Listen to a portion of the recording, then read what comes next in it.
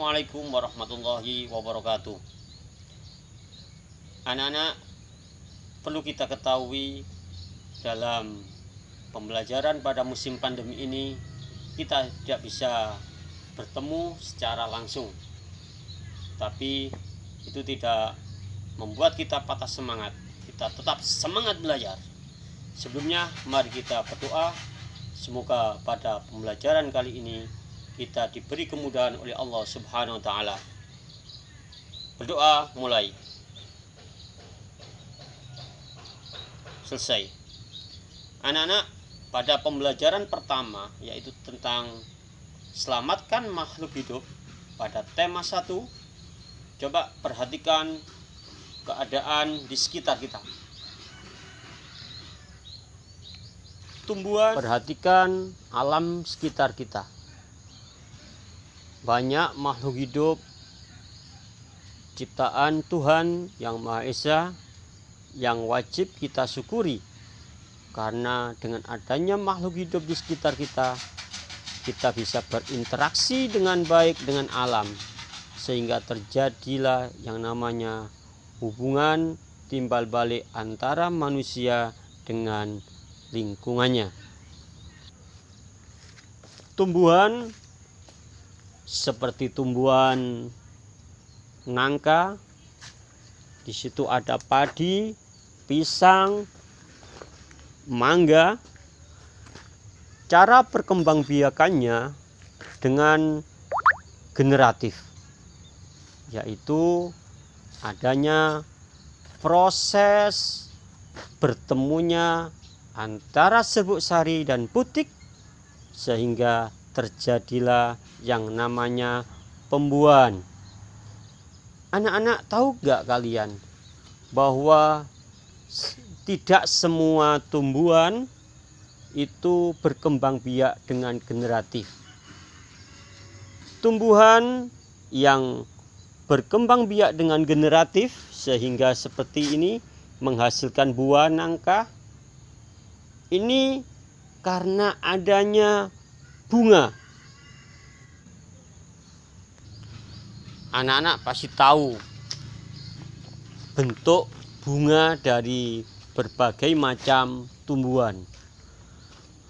Adanya bunga menyebabkan tumbuhan bisa berkembang biak, yaitu dengan cara generatif.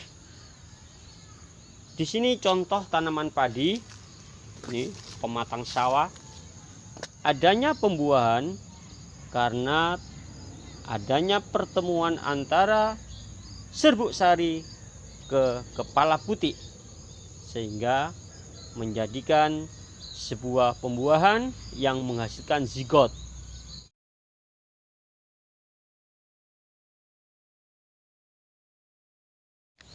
Agar lebih memahami bagaimana cara tumbuhan berkembang biak, coba anak-anak buka pada buku tema pembelajaran bagaimana cara jagung berkembang biak.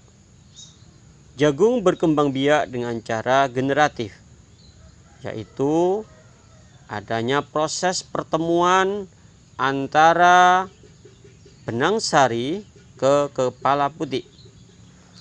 Apakah jagung hanya satu contoh tumbuhan yang bisa berkembang dengan generatif? Jawabnya tidak. Ini coba anak-anak tahu tumbuhan apa di situ sehingga menghasilkan buah apa. Di situ ada pematang sawah lagi. Kemudian buah ini, semua buah itu dihasilkan dari proses yang dinamakan perkembangbiakan, yaitu dengan cara generatif. Perkembangbiakan generatif diawali dari adanya bunga seperti ini pada bunga mangga. Tetap tentang gambar bunga sepatu. Coba perhatikan. Di bunga sepatu terdapat berbagai bagian bunga. Yang pertama ini ada tangkai bunga, kemudian dasar bunga, kelopak bunga, bakal biji, putik, benang sari, dan mahkota. Di situ nanti ada proses perkembangbiakan di mana serbuk sari akan jatuh ke kepala putik sehingga menghasilkan yang namanya zigot. Dalam perkembangannya, zigot akan menjadi sebuah lembaga. Lembaga berkembang menjadi bakal biji berkembang menjadi biji dan bakal buah. Kemudian bakal buah berkembang menjadi daging buah. Bunga sepatu adalah bunga yang banyak tumbuh di negara Indonesia. Apakah di negara lain juga ada bunga sepatu? Tentu ada, tapi namanya tidak bunga sepatu seperti yang ada di Malaysia. Bunga sepatu di Malaysia disebut sebagai bunga raya dan merupakan bunga nasional dari negara Malaysia.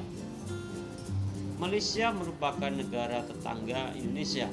Selain Malaysia, negara tetangga Indonesia adalah Brunei Darussalam, Filipina, Thailand, Laos, Myanmar, dan lain sebagainya yang tergabung dalam wilayah negara Asia Tenggara yang berjumlah 11 negara, tetapi dalam pembentukan negara ASEAN hanya 5 negara yang berperan.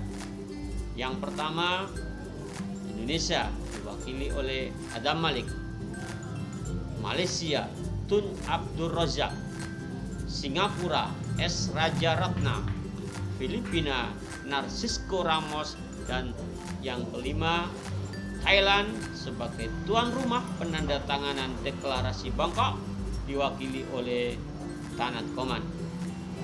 Anak-anak harus banyak membaca tentang kondisi sosial dari negara-negara Asia Tenggara sehingga menambah pengetahuan. Untuk itu banyaklah membaca. Semoga dalam pembelajaran singkat pada pertemuan secara virtual ini bisa bermanfaat, dan akhirnya saya ucapkan Assalamualaikum warahmatullahi wabarakatuh. Kita kuatkan dengan semangat manjada wajada. Siapa yang bersungguh-sungguh akan mendapatkan apa yang ia sungguhkan. Sekian.